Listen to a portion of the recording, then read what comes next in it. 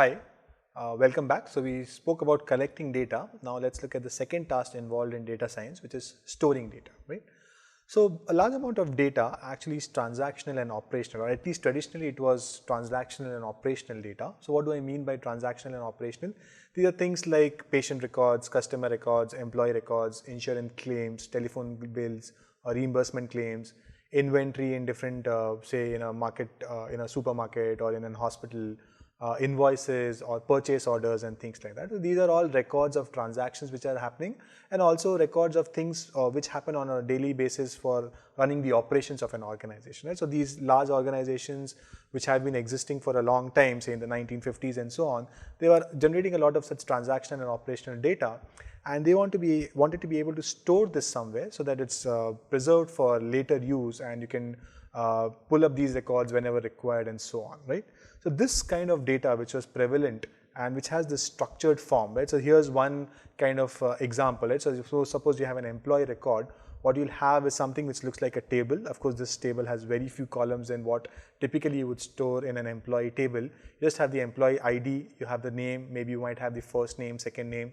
You have the role of the employee in the company, maybe salary details, email ID, and other details also, right? You might also store detail about his educational background, number of family members, whether he has taken insurance, enrolled in group insurance or not, and so on. So this is typically in a structured format. It looks like a table, and a lot of such data, as you can imagine, right, has been created for many years. Even in the 1950s, 60s, 70s, companies or big organizations were generating a lot of such data, and the need to store and access and update such data led to the development of this entire relational database technology, right? So around 1970s is when this really took form, and the main purpose of these relational databases is to allow these different operations on data, which is, as you would have learned in your computer science courses, right? You need this select rows from a table, or update a particular row or a group of rows in the table, insert new rows into the table, right? So a new employee joins, you need to create a new row in this table.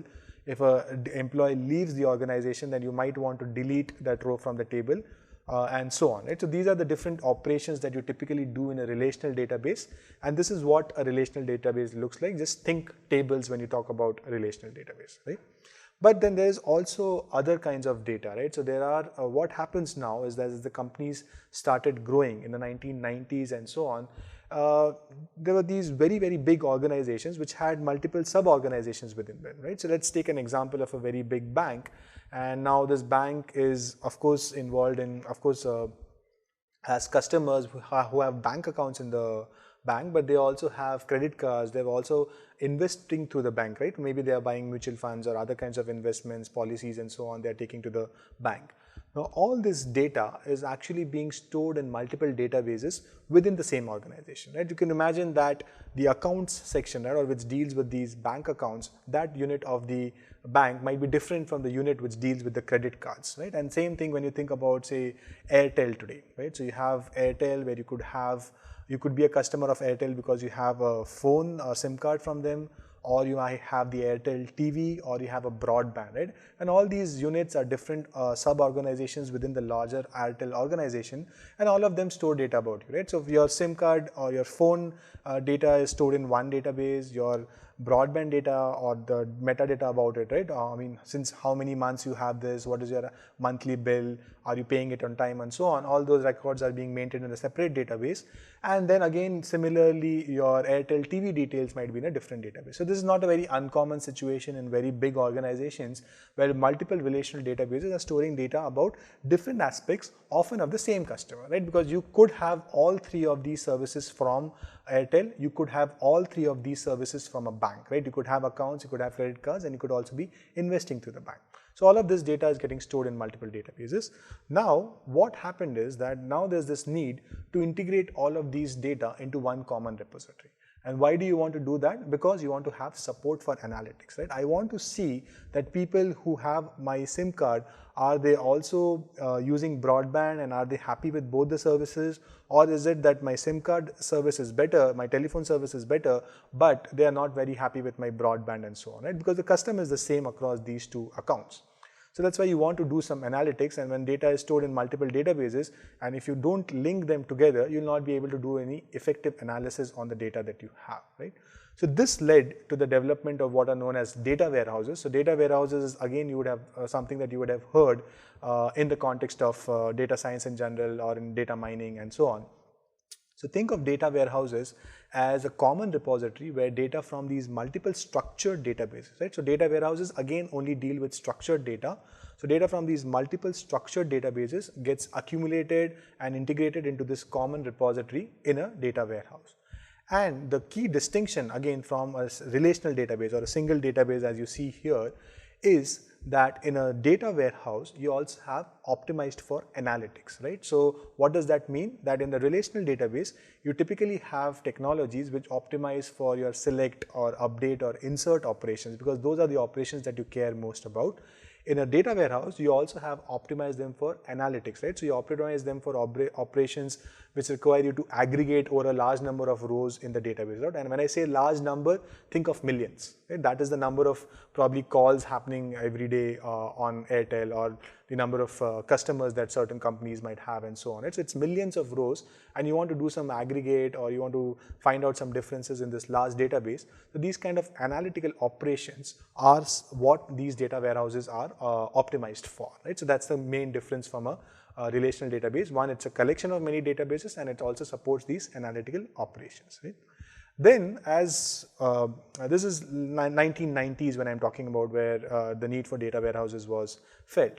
Now, since 2003 and 2005 and so on, right, since this large penetration of mobile phones and better broadband connectivity, better internet connectivity and so on, we are generating even more larger amounts of data today, right? And a lot of this data is now unstructured. This is not tabular format. For example, people are sending emails, they're writing blogs, a lot of newspaper articles are coming online. This is not structured data, this is not in a table.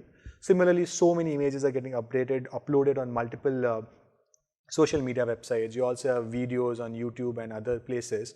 And then you have a lot of speech data also getting generated, right, in the form of, not just in the form of songs, but also people upload speech messages on various websites and so on, right? So all of this is unstructured data, and large volumes of this unstructured data is getting generated in the past few years, right, or past decade or a bit more than that, right?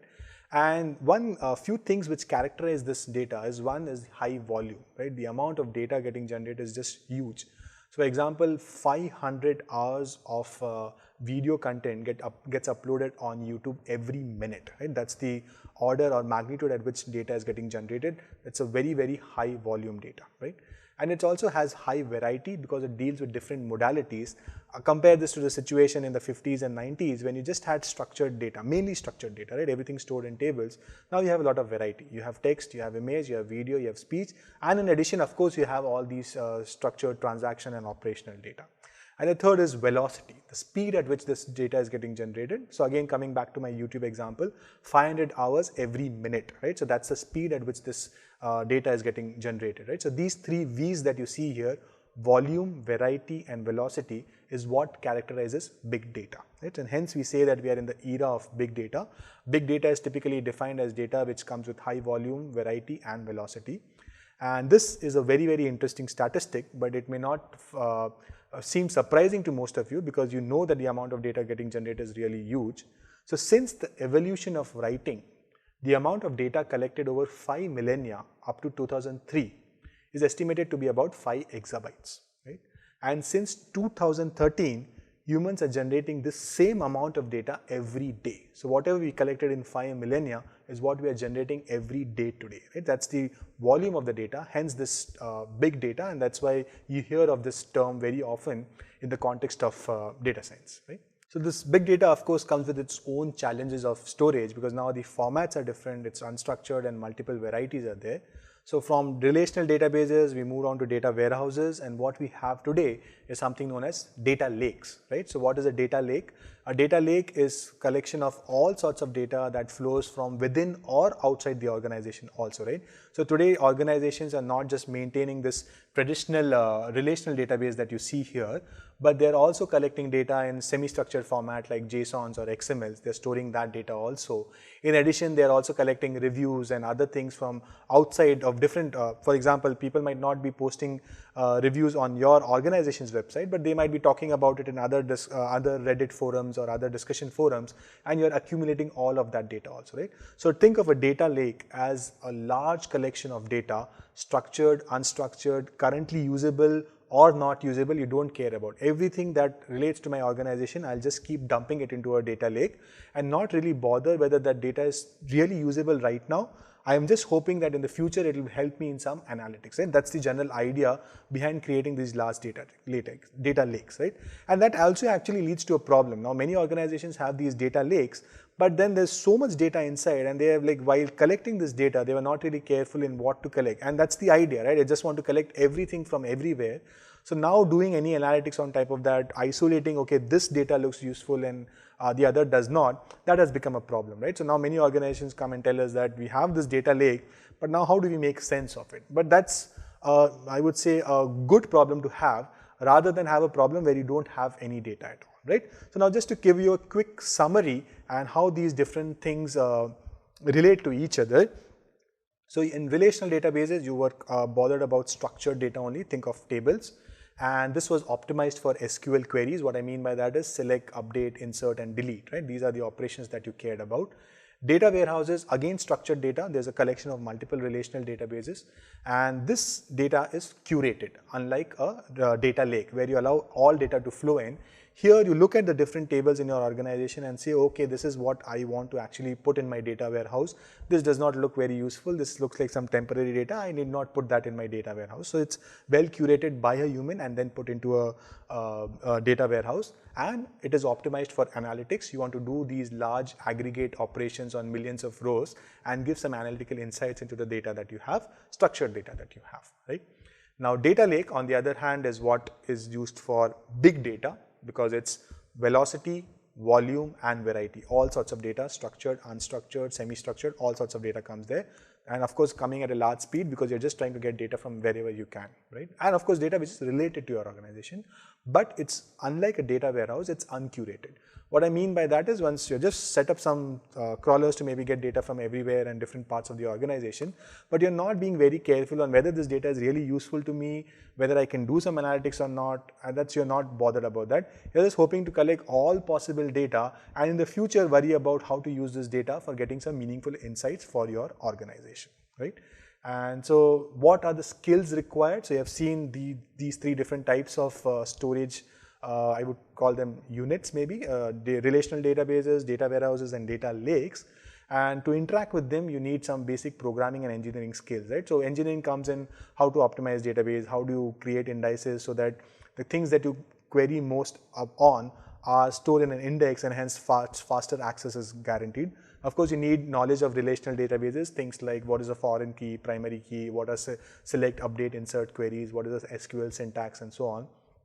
You also need knowledge of what are known as these NoSQL databases, right? So what is a NoSQL database? A NoSQL database is something like a JSON file or an XML file which does not have the SQL type structure. It does not require these formal SQL queries, but it can still store data in some semi-structured format, right? So these are known as NoSQL databases.